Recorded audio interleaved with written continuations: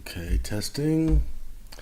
We're going to be getting there really soon. Let me use slideshow.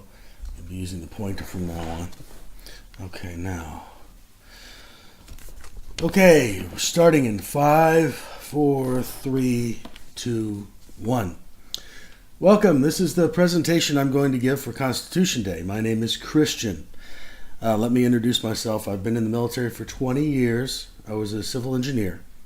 I've been all over the world, including Korea, Hawaii, the Middle East, Japan, Germany, basically everywhere. And today I'm educating on the Constitution. It's always been something that's pretty important to me, especially since I take an oath and I defend that oath. So here we go. Let's go on to the first slide. What are my goals? Okay, well, there's some goals right here, but I also want to educate with the time I have about the founding documents of our country. First, the Declaration of Independence, because without it, there is no Constitution. The Constitution is the beautiful painting, and the Declaration is the gold frame that sets up the boundaries. Secondly, the Constitution itself that's based upon the Declaration of Independence, and thirdly, the Bill of Rights.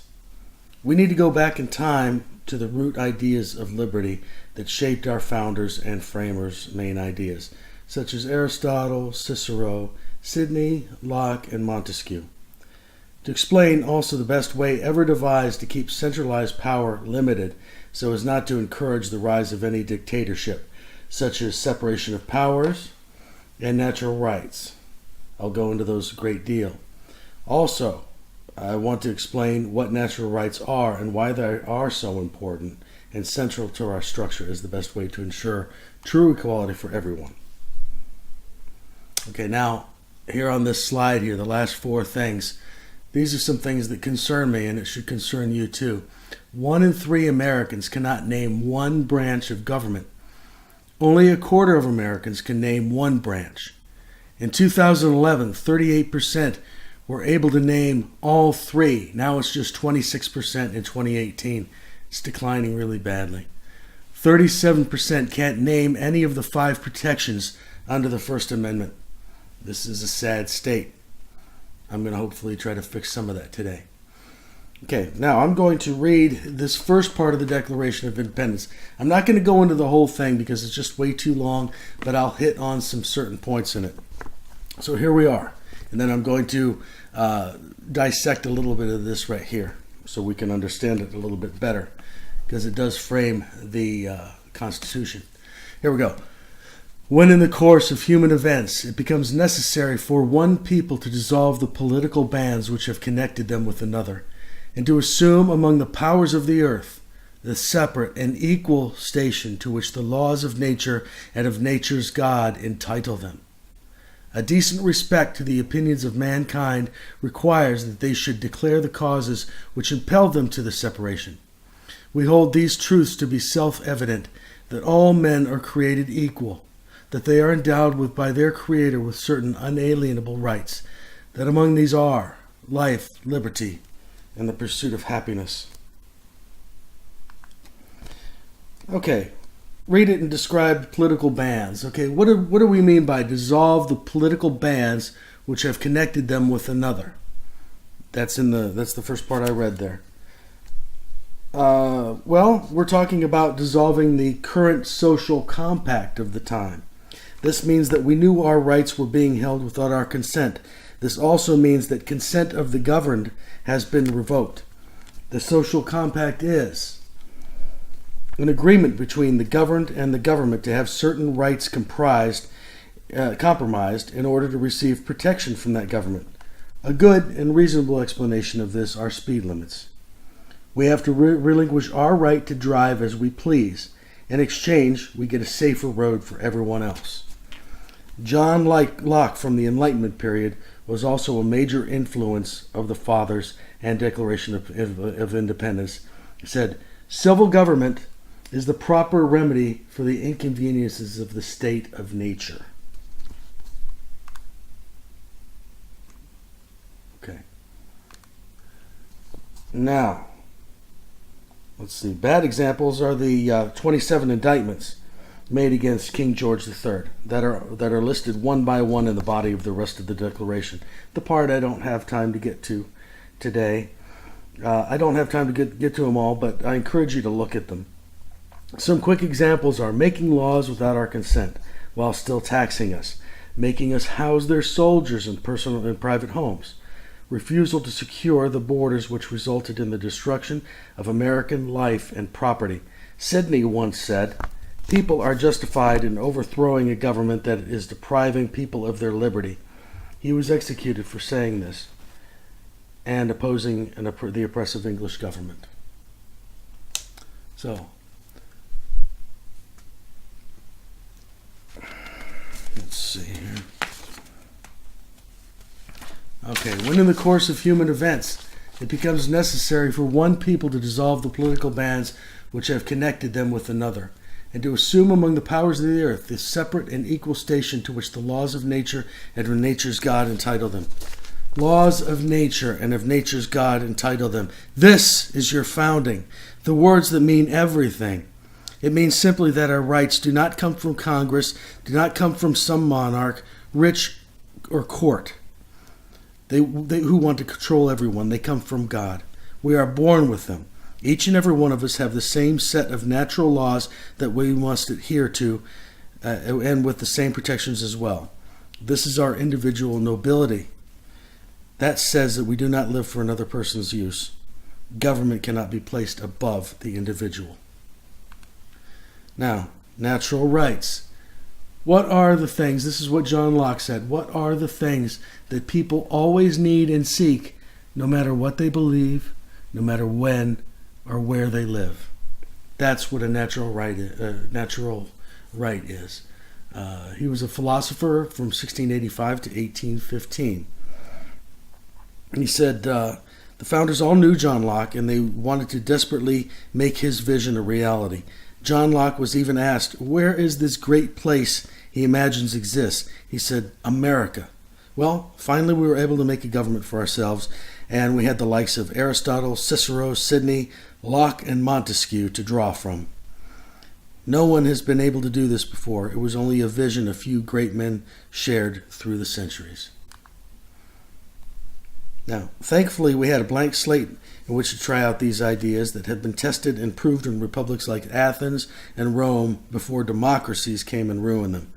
Europe was already established monarchy for centuries, but we are Americans and we won our Revolutionary War. So we began the greatest experiment known to man. Plus, we could use some of the best thinkers to make this system even more resistant to centralization from what we have learned from history and the nature of man. This system would always be relevant no matter the age, because humans are always flawed in the same basic ways as well as virtuous in the same basic ways. Much of this came out of the Enlightenment period between 1620 and 1780, which is perfect for the time of the founding. So, all men are born free and equal. That goes its way right through the Virginia Declaration, Massachusetts Declaration, and the Pennsylvania Declaration, as well as our Declaration of Independence. Man is greedy but needs government to protect natural rights. So we have a government of man, but we need men to run government, but they need to be controlled. The only purpose of government is to protect life, liberty, and property. Okay, now, the Enlightenment period, or simply the Enlightenment age of reasons, is an era from the 1620s to the 1780s in which cultural and intellectual forces in Western Europe emphasized reason, analysis, and individualism rather than the traditional lines of authority. And, what is the Enlightenment also? Further breaks down, it's the ability to reason. That's what makes humans unique. Reason can be used to solve problems in everyday lives. Reason can free people from ignorance, superstition, and unfair government. The natural world is governed by laws that can be discovered through reason and rationale. Like the natural world, human behavior is governed by natural laws. Government should reflect natural laws and encourage education and debate. So now we're on slide 11. Okay. Now, the last part of the first part of the Declaration of Independence. We hold these truths to be self-evident, that all men are created equal, that they are endowed by their Creator with certain unalienable rights, that among these are life, liberty, and the pursuit of happiness. Okay, as a shorthand, when you think of natural law, you need to think of things like the Golden Rule, the Ten Commandments. But what is important to remember, that this is not man-made law. It is because it is. Knowing good from evil, knowing right from wrong, how to be respectful, how to discipline yourself. Yes, you can be taught some of these things, but the point is, they are right because they are right. The Constitution is built on principles of natural law, unalienable rights, and equality under those rights and laws.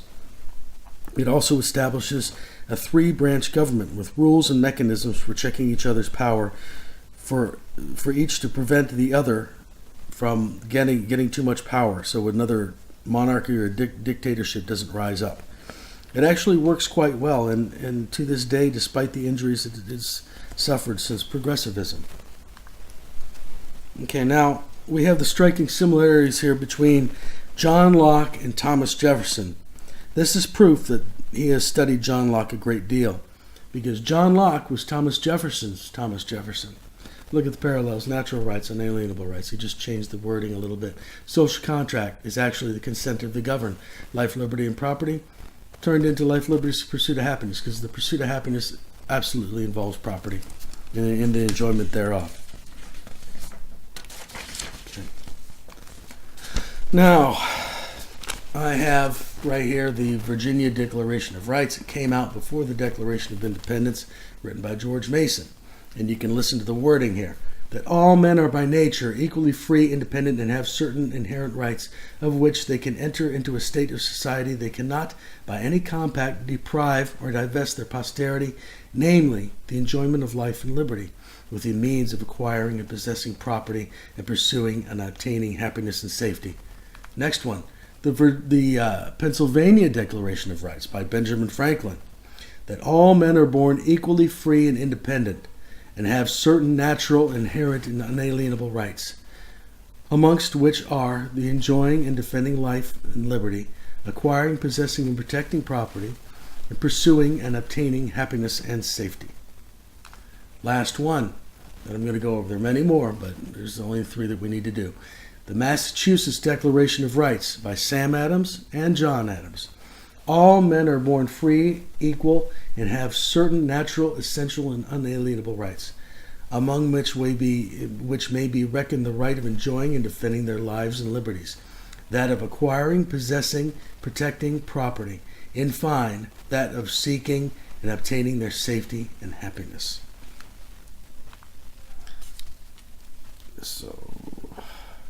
So they all about say the same thing. I mean, it's pretty striking, the similarities here, and John Locke is the one that started all this, but he really didn't. I mean, he got his ideas from Aristotle, and he just built on it, and from Cicero, and he just built on it, and down through the centuries, great men come up with these ideas.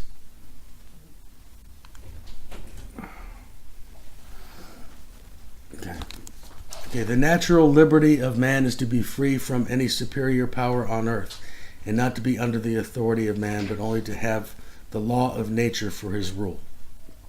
That's John Locke. That's right from the Second Treatise of Government. And this right here is John Locke. And it's a little long. We're going to read it, though, because it's pretty important. In my presentation, I probably won't read this because it's just too long.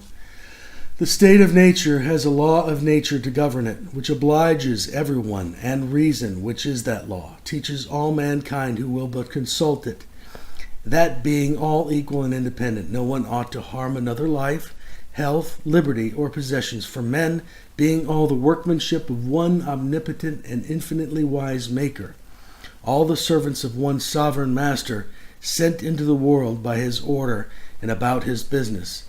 They are his property, whose workmanship they are made to last for his, not another's pleasure. And being furnished like faculties, sharing all in one community of nature, There cannot be supposed any such subordination among us that may authorize us to destroy one another, as if we were all made for one another's uses, as the inferior ranks of creatures are for ours. Every one is bound to preserve himself and not quit his station willfully. So by the like reason, his own preservation comes not in competition, ought to be as much as he can preserve the rest of mankind, and not unless it be to do justice on an offender, take away or impair the life, or what tends to be the preservation of life, liberty, health, limb, or goods of another. Okay, now the price the signers paid. You can read here while I have it up. Well, we had 56 heroes that pledged their lives to this. They didn't have to sign. They put themselves on the line for their country, their fortune, and their sacred honor. This was not an idle pledge, and it was paid most dearly for supporting the Declaration of Independence. These are the consequences for many of those people. Okay, now the preamble to the Constitution. We're done right now with the Declaration of Independence. We're going to move on to the preamble. And the preamble is the bridge between the Declaration and the Constitution. It states the intent of the Constitution. It doesn't end there, because the body of the Constitution explains how to set up these goals. So in order to understand this, you must use what you've learned already about natural rights and private property, plus the proper role of government when concerning that. So, we the people, in order to form a more perfect union, establish justice, ensure domestic tranquility, provide for the common defense, promote the general welfare, and secure the blessings of liberty to ourselves and our posterity, do ordain and establish this Constitution for the United States. Now, okay, what do we mean when we say we, the people of the United States, in order to form a more perfect union? Well, we had the Articles of Confederation. That was our first try at government, in which there wasn't really a strong union, and no state was able to assist the others when it came to matters of defense and showing up to Congress to discuss national issues. In essence, we were too weak to have survived as a country for that long. We needed a slightly more powerful central government, a Republican-type government, as guaranteed in the Constitution in Article 4, Section 4. And the next line, establish justice and ensure domestic tranquility. Well, this sets up a fair legal system based on equality under the law. We are a lawful republic, meaning natural laws. All legal decisions must be based off of natural law. It is not people who rule by mob rule. It is only the law. It must first comply with natural law. This way, opinion is left out, and natural law decides all outcomes. This ensures that everyone is treated fairly and under equal circumstances. This limits uprisings and rebellions, in other words, keeping things as stable and peaceful as possible. Okay, provide for the common defense. It's pretty self-explanatory. Defend our nation against attack, foreign and domestic. Today, this includes medical research to combat harmful pathogens also. It also provides the basis for individual protections under the Second Amendment. The Bill of Rights is promised and arrives in 1791.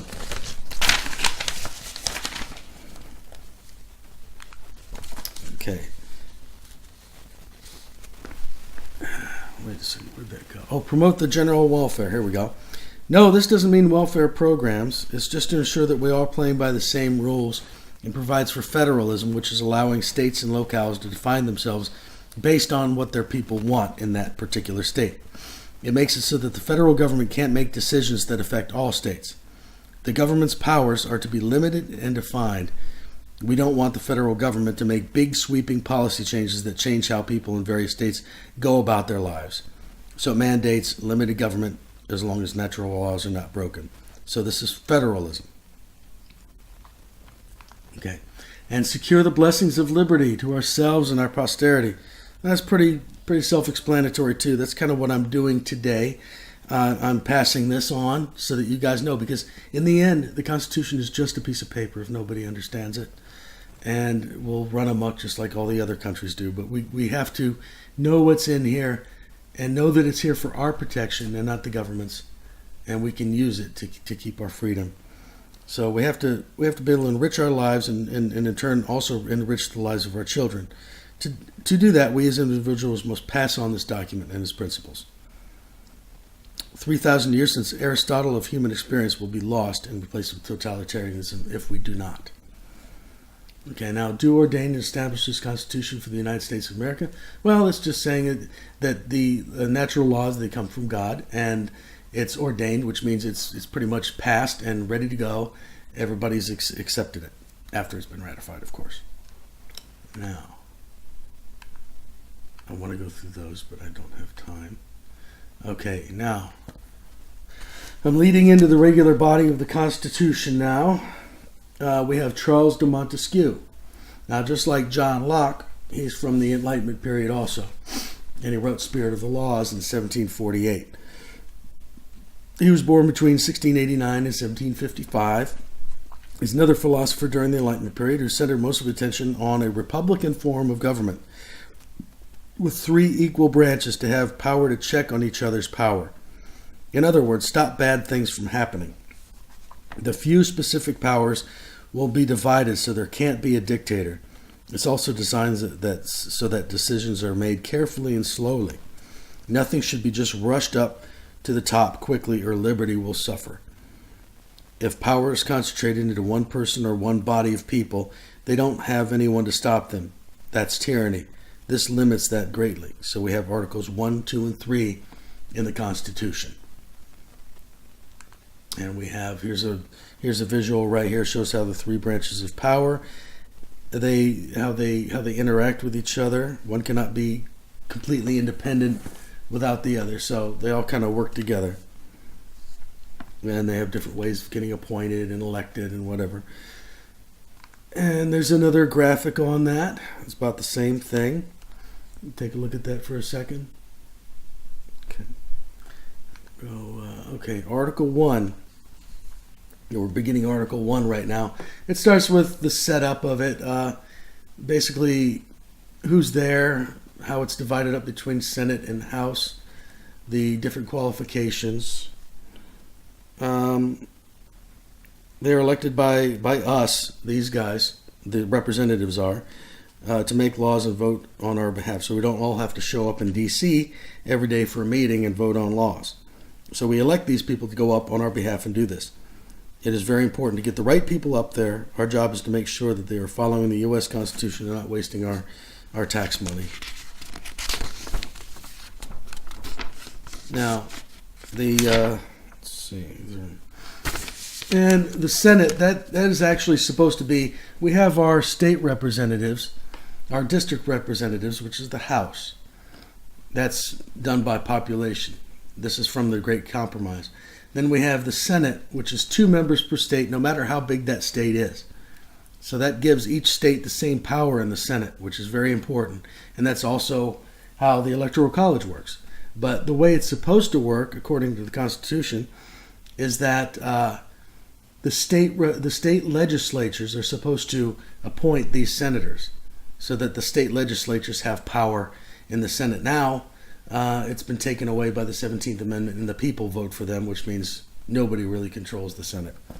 So that's one of the bad amendments we got. Maybe I'll go into that later. Okay, now we got Article 1, Section 8, the power to tax, power to borrow money. I'm not going to go through every one because these are just too long. Power to regulate interstate commerce, power to regulate naturalization, that's citizenship, power to coin money and punish counterfeiters, power to establish post offices, patents and copyrights, power to declare war. No, not the president. A power to establish the lower federal courts. That means they can put federal courts all over the place in different areas all over the United States. Power to raise and support an army. Power to make all laws necessary and proper for carrying out all previous powers. Now, we've got the Article 1, Section 2, Clause 3. This is the 3/5 compromise here. The 3/5 clause, in other words. Well, people like to point to this and say that this is proof that they were trying to make black people back then 3/5 of a person. Well, In the southern states, because of apportionment and because of the number of people that would be elected to Congress, would be a lot more, and they would have a lot more power in the Congress if they were able to count the slaves as full people. So that would mean that it would take a lot longer to get rid of slavery because you'd have more representation from these slave states. So what they did was the North wanted zero. They wanted them to count as zero because they're not citizens. They don't get to participate in elections. They're not really truly represented. But the southern states, or some of the slave states, wanted to have them counted as full people. So they rested on a compromise called 3/5, and that seemed to be enough to satisfy both sides enough. So that's what this is. Just to be able to limit the representation of slave states in Congress so we don't keep slavery longer. That's it.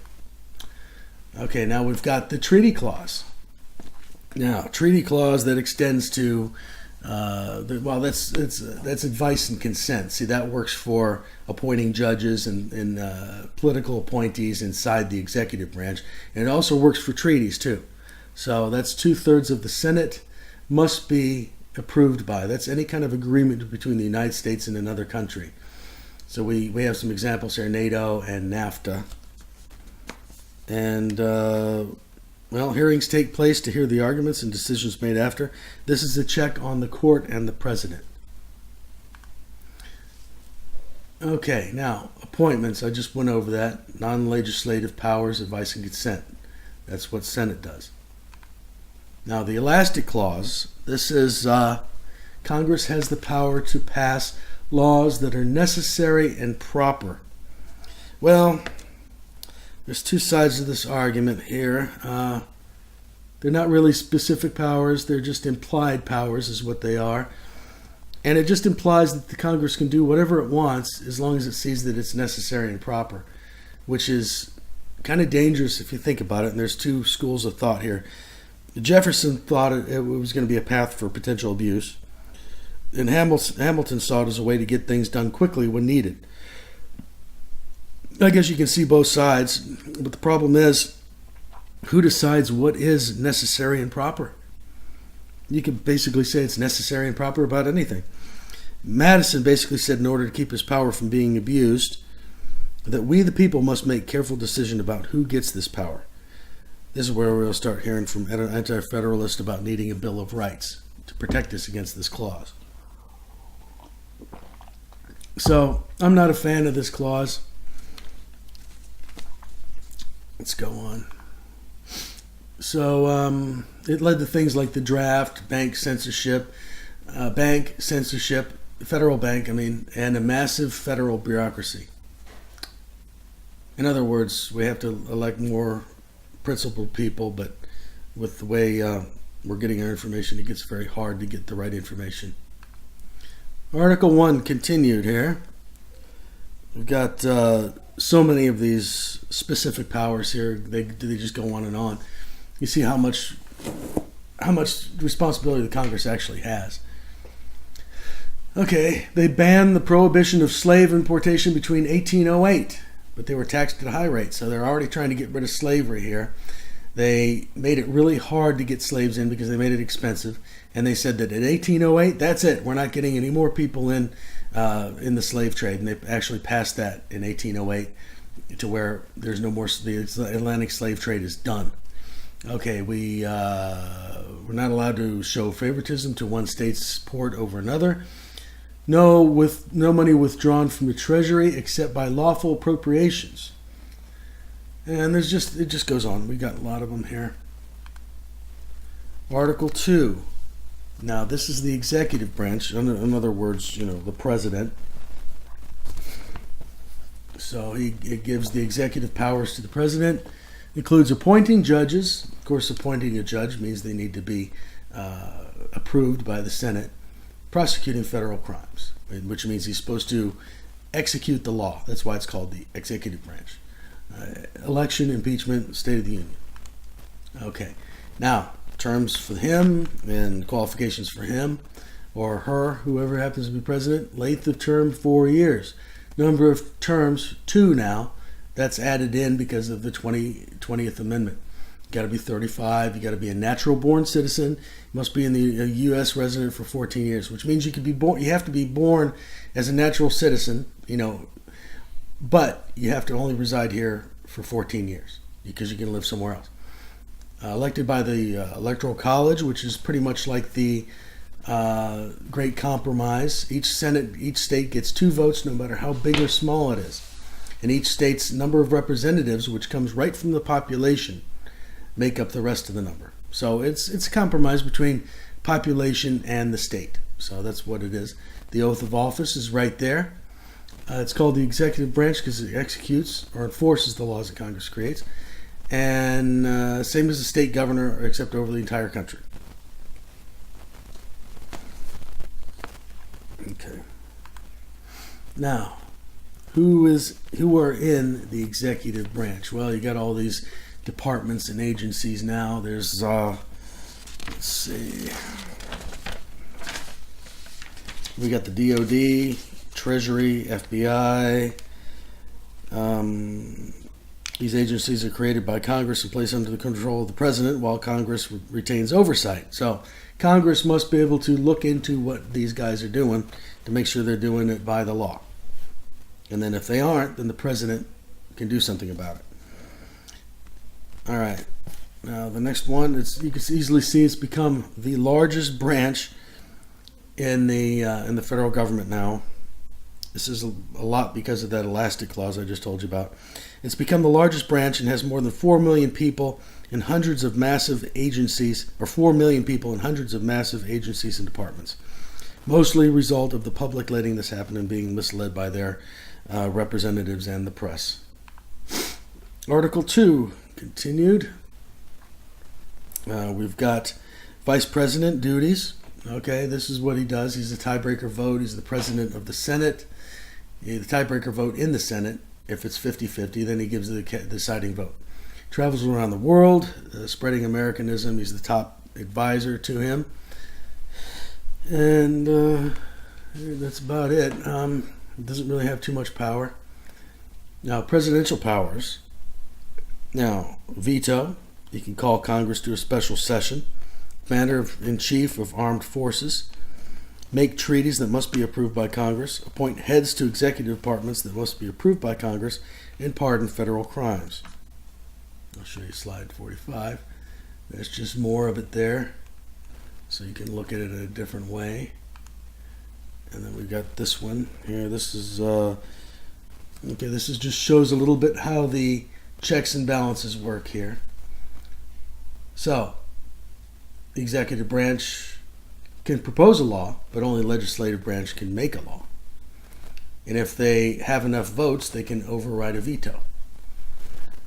The president can ask for war, but legislative branch are the only ones that can declare a war. And the legislative branch can impeach and remove the president. Now, Article 3, the judicial branch. Our legal system, they interpret the laws everyone should in the 3 branches, but they have the final word. Not always used, but when asked, they decide constitutionality. They oversee civic federal court cases that make it up to the Supreme Court when any citizen sues the federal government. They're made up of flesh and blood human beings who are subject to making mistakes too. And now this shows the structure of the federal system. This is an old picture here. It still has some people in there that aren't there anymore. So shows the structure of the federal government, federal court system created by Congress or the district court, then appeals court, and then finally the Supreme Court. That's created by Article 3 of the Constitution. The state court closely mirrors the structure of the federal court. You can see right there they have a circuit court, they have a court of appeals, Supreme Court, just like the federal court, except it's smaller and it's just for the state, and it's the state government. That's all. Now here you go again. The lowest court is the district court. This is where if you have a federal crime or something like that, it gets tried in court. And if you don't like the decision, you go to courts of appeal. If it makes it out of there, it can actually be heard by the Supreme Court. It's very rare that things make it to the Supreme Court. Not many do, just a handful every year. Now, we've got Article 3. We have this Supreme Court decision made based off Marbury versus Madison. And it says a law contrary to the Constitution is void, which is very good. And the Constitution kind of says that already with the Supremacy Clause, but this just gives them another way to look at it because it gives a court, court history on it. So here we go. I'm going to go to the next one. Okay, now the 3 principles of judicial review, which is what Marbury versus Madison gave the Supreme Court. The Constitution is the Supreme Court of the land. That's already in the Supremacy Clause, though. If a law conflicts with the Constitution wins. The judicial branch has the duty to uphold the Constitution. Thus, it must be able to determine when a law conflicts with the Constitution and nullify that law. How is the judicial branch checked? Well, President nominates appointees. Senate must approve by 2/3. Congress must be better at deciding constitutionality even before sending laws up. The Supreme Court, since it's made up of human beings, has made many mistakes in the past. We're going to take a look at a few of them here. We've got Dred Scott. All right, it was a 7-2 decision. Argued Scott was not a citizen but a slave. He had no right to sue. He argued that being a slave in a free state should free he and his wife. It didn't. Not until after the Civil War and the 13th Amendment. Bad decision there, 7-2. Now, in 1896, a little bit later on, we have Plessy versus Ferguson. 7-1 decision. Plessy violated an act mandating that separate railway cars for blacks and whites. Argued that separate but equal is consistent with the 14th Amendment. It's not. Judge Harlan wrote a great and proper dissenting role on this. He says, "Our Constitution is colorblind and neither knows nor tolerates classes among citizens. In respect of civil rights, all citizens are equal before the law." It's very true. Now, another bad example. This is the last bad example, and we'll go on to a good one.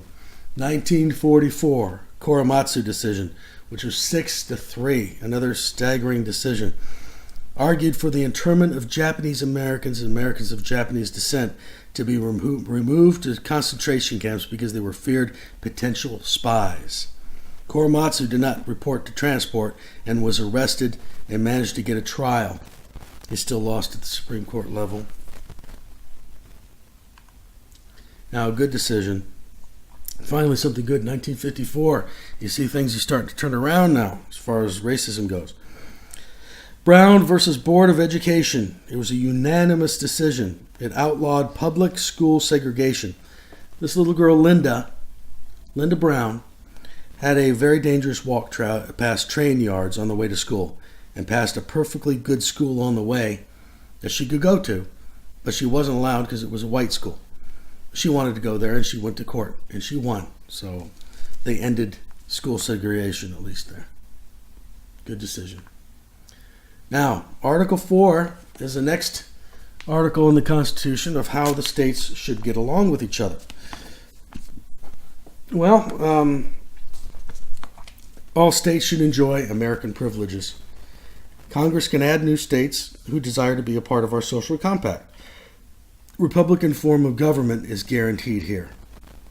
The constitutional republic is a representative democracy based on natural law that we learned about earlier and separation of powers that we learned about earlier. A republic of laws, not men. The Senate represents the state legislatures while the House represents the population interests. Side note, the 17th Amendment of 1913 destroyed that. Now lobbyists control the Senate. That's what happens when you have people in charge sometimes. Now, here's the difference right here between a democracy and a republic. You can read this while I'm going through. It's very important to know that the framers did not want a direct democracy. A direct democracy is not based in law. It's based on popular sentiment. People will vote away their rights until we have none. That is why we must have a limited government to protect those rights. It's not the government's job to give out those rights. Their job is to protect them. An example of direct democracy is the French Revolution and the ideas of Rousseau. So we don't want to go that way. Now, Article 5. This is one of my favorite ones. My favorite way here. We can get rid of some of that bad stuff that I talked about. And that's what this is for, because the framers knew that the Constitution wasn't perfect because nothing is. So they knew that as time went on, that there might have to be some changes, some adaptations to it to further protect our freedoms, because men are very good at figuring out ways to take your freedom. And they will do so little by little until you have none. And you won't even realize that they're taken. But Article 5 is the two amendment paths right here. It was going to be just by the Senate, and the Senate does everything and until it gets ratified by the states. But now they have it so that the state conventions, convention of states, can be called by 2/3 of the states.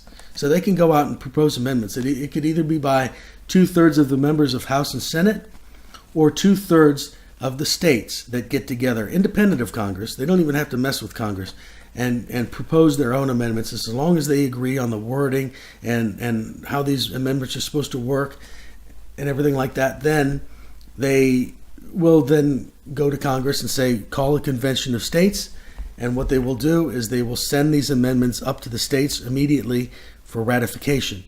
And that's where it takes 3/4 of the states. It's a very hard process to get through. Well, because what slide am I on? I went ahead. Okay, it's a very, very hard process to get through, because it really doesn't take that many states to say no to something. So they can't really just repeal something, one of your rights, because the other states can be like, hey, you still need us. So that's the way it is.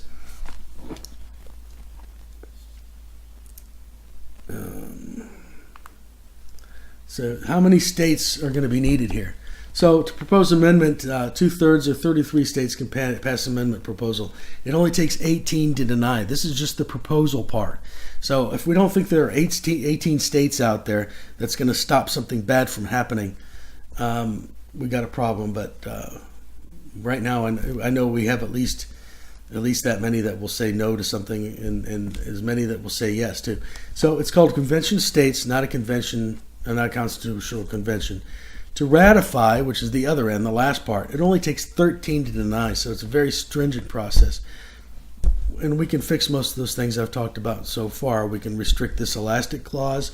We can do things to control the Supreme Court decisions, by involving the states. So what we do with that is we can add the states in as a check to the federal government, which is what we should be doing all along. We can get rid of the 17th Amendment, which restores the Senate to the states.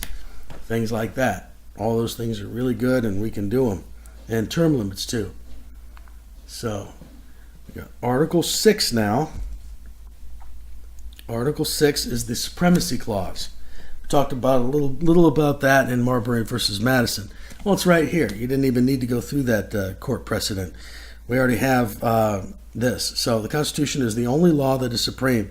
Just because the federal government makes it a law doesn't mean it's lawful, and the states don't need to abide by those unconstitutional laws. Now, the court is supposed to catch these before they become law. They don't always do that because they're not always involved. The states can't make any law that nullifies the Constitution either, namely life, liberty, or property protection. So the states have a little bit more leeway, but they still can't violate your basic natural rights. They just can't do things. They don't have specific powers that they're granted like the Congress does, which makes Congress a lot more limited in what they can do. If it's not a enumerated power, federal government can't assume that power and impose it on the rest of us. If it contradicts a right or protection in the Constitution, it can't be a state law either. Now we got the last article of the Constitution right here. This is ratification. This is a very slow one, or a very, very quick slide right here, because it's already been done. It's already done with, because we've already We've already ratified the Constitution. We can almost cut it out, but they leave it there just for history and because it's part of the Constitution. So this is the rules for ratification of the Constitution. Because we had 13 states at the time, 3/4 of the states were 9. And that's all we needed for ratification of the Constitution. It was ratified in June of 1788. Rhode Island was the last state to sign well after the ratification in 1790. The Anti-Federalists resisted signing because they had guarantee of Bill of Rights. And they had to have a guarantee of a Bill of Rights before they would sign on to this. The first Federal Congress in September 1789 sent 12 to the states and got 10 back. So this is for the Bill of Rights. This is setting up the Bill of Rights pretty much. I just love how the Constitution flows like that. You can see that in everything that's in here. Okay, now we got 65. Now we've got the end Constitution portion. Now on to the Bill of Rights. In December 1791, it was delivered. It began as 17 amendments from the first Congress. So it's only the 10. It's only the Bill of Rights are only the first 10 amendments. Those are the Bill of Rights. The rest of them are just amendments. But it began as 17 amendments, and the Senate approved 12 of them, or condensed them into 12, and then the states ratified 10 of those as the Bill of Rights. Okay. 60. Okay. Okay. The Bill of Rights. Hold on. 66. Okay. Well, let me just go through this slide here. I kind of did. Yeah, I did that. Bill of Rights was strongly influenced by the Virginia Declaration of Rights written by George Mason. Other precursors include English documents such as the Magna Carta, the Petition of Right, the English Bill of Rights, and the Massachusetts Body of Liberties. So it gets its inspiration from all over the place. Now, the First Amendment. Here we are. Everybody likes to talk about the First Amendment. I do too. This has got 5 protections in here, and they're all highlighted. You got religion, freedom of speech, freedom of the press, freedom to peaceably assemble, and freedom to petition the government. Now, we got to know what those are in order to be able to protect them, right? So, Congress shall make no law respecting an establishment of religion. Let's go through that one first. Or prohibiting the free exercising thereof. So, freedom of religion is freedom of choice of worship, beliefs, values, and practice. You also don't have to participate in religion if you don't want to. That would be your choice. So that's kind of like freedom of association, right? Freedom to think. Freedom of speech, okay? Freedom to speak one's thoughts. It must not incite violence, panic, slander, or fraudulent claims. Freedom to speak one's mind is really the freedom to think.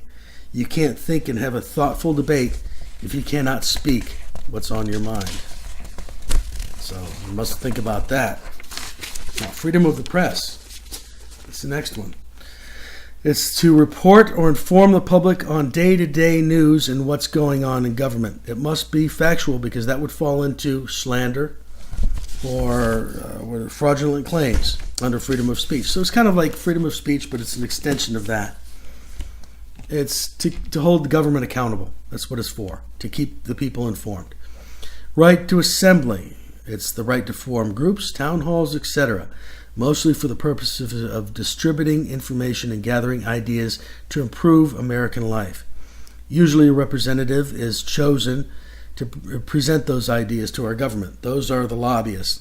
So if you really believe in something, you get a bunch of people together that's petitioning, and that's the next one right here.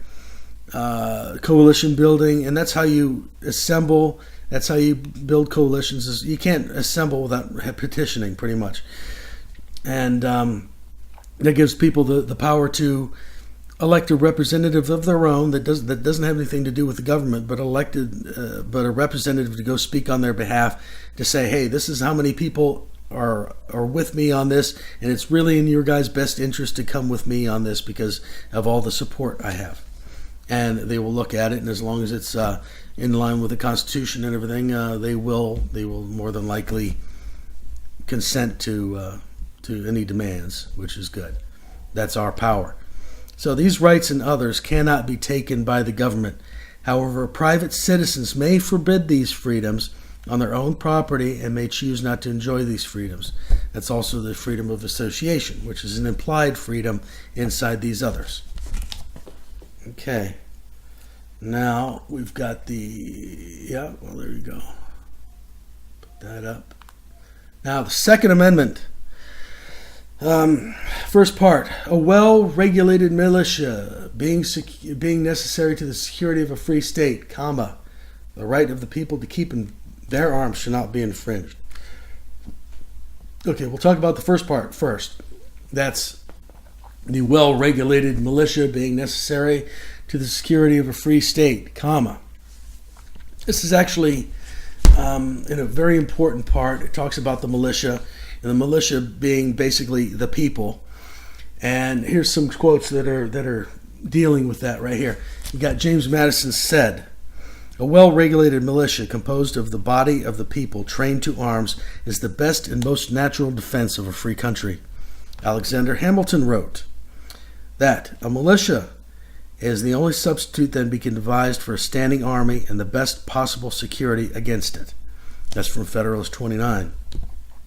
Alexander Hamilton also said in Federalist 29, "An army of any magnitude can never be formidable to the liberties of the people while there is a large body of citizens, little, if at all, inferior to them in discipline or use of arms, who stand ready to defend their rights and the rights of their fellow citizens. This appears to me not to be the only substitute for a standing army and the best possible security against it, should it exist." So what Hamilton is saying there is that the states need to have their own armies, basically, just as well trained as the federal government, so the federal government can't come onto the state and take it over. So that's what we don't want. So we have to have, at least in theory, it's set up at least in theory. We don't actually have it. Some places have state militias. Some of them are called guards, whatever. But it's there to dissuade the government from acting too tyrannical. Now, obviously today, we've got nuclear weapons and things like that and helicopters, but, the state militia are supposed to be, in theory, as well outfitted as the federal government. That's what that is. And that's made by people, regular people like you and me. Now we'll go to the next one. What are the militia, though? Here we are. Free, able-bodied, white male citizens between the age of 18 and 45. Got to think, this is written back in 1791. So, free, able-bodied, male, white citizens. So that's everybody. Every male citizen between 18 and 45, we'll just say. Okay, and just as during the Revolutionary War, we had to be armed to face a standing army, and that may be called on again. So let's go on to the next part. The second part. Now, it was a well-regulated militia being necessary to the security of a free state, comma. Second part, the right of the people to keep and bear arms cannot be infringed, shall not be infringed. This is much simpler. Sam Adams said in 1788, "The Constitution shall never be construed to prevent the people of the United States who are peaceable citizens from keeping their own arms." This means anybody who hasn't broken any laws and are basically peaceful should be able to have their weapon and not risk losing it because of some tyrant. As with the rest of the Bill of Rights, this is an individual protection, because if you look, freedom of speech, freedom of assembly, freedom of all this, freedom of religion, those are all individual protections. They protect the individual. Why should the Second Amendment be any different? I don't know, but it's not. It's not any different. It's an individual protection, because life, liberty, and property cannot be fully protected if people are unable to possess the desired means to defend it. So, life, liberty, and property are worth nothing if you can't defend those. It mostly also protects the citizen from other people's crimes and evil intent. So, it's to keep you safe while you're out there. With your family, if anybody comes to rob you or anything like that, it's there for your protection. You should be armed with whatever you think you need to protect yourself with. If you think that's just a knife, that's fine. It's arms the same way. Or if you think you need a rifle, whatever. There we go. Now we'll go on to the Third Amendment. This is the quartering amendment right here. So no soldier shall in time of peace be quartered in any house without the consent of the owner, nor in time of war, but in a manner prescribed by law. So it was common practice for the government to house their army in people's homes by force back then. People were very dissatisfied with standing armies as a result, and the Quartering Act of 1765 authorized this abuse by the English crown. So the Third Amendment was made to prevent this from happening without good reason, like war. Instead, barracks had to be built to house soldiers. That's actually pretty good. Now the Fourth Amendment, this is the Search and Seizure Amendment. The right of the people to be secure in their persons, houses, papers, and effects against unreasonable searches and seizures shall never be violated, and no warrants shall issue, but upon probable cause, supported by oath or affirmation, and particularly describing the place to be searched and the persons or things to be seized. Now, this extends also today to electronic documents, because documents are the same as papers pretty much. Effects basically takes care of all of that other stuff. So nobody can just break into your house and ask to see things without having a warrant. This is where, you see all the time on TV where people, I got to go get a warrant before I go in there. Yeah, and you also have to have it described what you're going to search and what you're looking for. Because if you go in there to somebody's house and they've got a nuclear weapon sitting in their living room, and you're there looking for drugs and alcohol, you pretend you didn't see that nuclear weapon because you're not supposed to see that because you didn't have a warrant for that. Now later on, if you want to make a warrant, come back for it, you can go ahead if you have probable cause by seeing that thing in his living room, but that's it. So it's supposed to protect people in their homes so they don't have people ransacking their house like they did during the Stamp Act and all the many other acts. Let's see. I don't know. I don't have them written down, do I? Okay. Oh, yes, I do. Yeah, I do have it written down. Oh, look at me.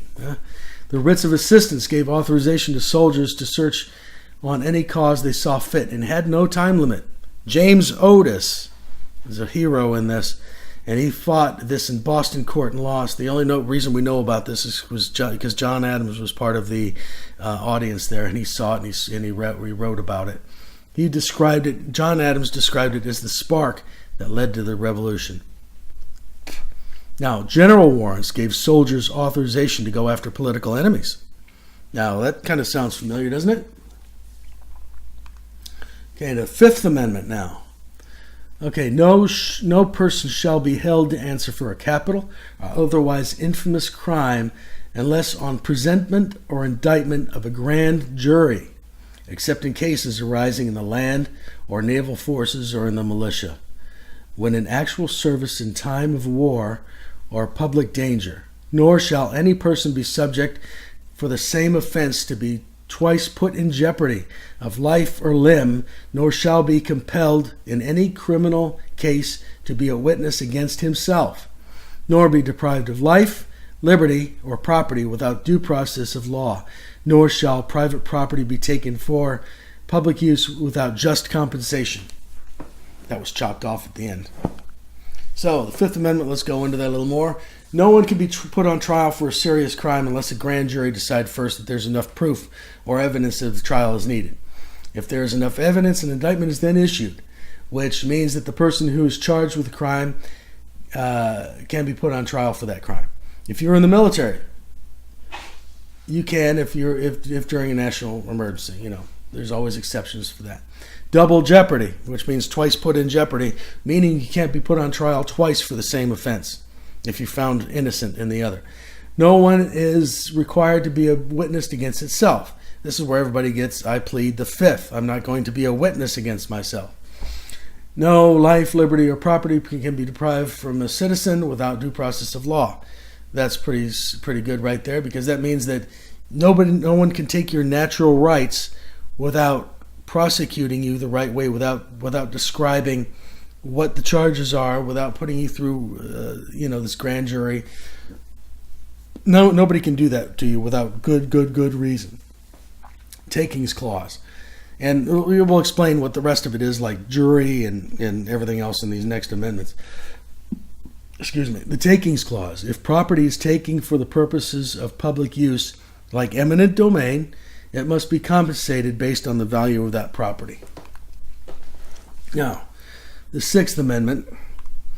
In all criminal prosecutions, the accused shall enjoy the right to a speedy and public trial by the impartial jury of the state and district wherein the crime shall have been committed, which district shall have been previously ascertained by law, and to be informed of the nature and cause of this accusation, to be confronted with the witnesses against him, to have compulsory processes for obtaining witness in his favor, and to have the assistance of counsel for his defense. Basically saying it's procedural due process. This is what I was talking about in the last amendment. What is due process? Well, here it is right here. It's right to a speedy and public trial, right to a jury trial in the same locale as the crime. Why not? Right to be informed of all charges, right to confront accuser, right to produce supporting evidence, and right to legal counsel. Notice it says legal counsel, not good counsel. Not always good counsel, but sometimes you get lucky. Okay, now the Seventh Amendment. In suits at common law where the value in controversy shall exceed $20, what doesn't now, the right of trial by jury shall be preserved, and no fact tried by a jury shall be otherwise examined in any court of the United States than according to the rules of common law. Now, let's see. That covers the types of cases juries are required to decide. It prevents federal judges from overturning jury verdicts by trying them in a higher court. Now, any of this that I've talked about, it all sounds pretty good, right? And doesn't it sound like it still works today? All of this stuff. I mean, there's nothing ancient about this document at all. All of this works. They came up with this stuff a long time ago, and there's a lot of people saying that the Constitution isn't relevant anymore. But look at this. It's all right here.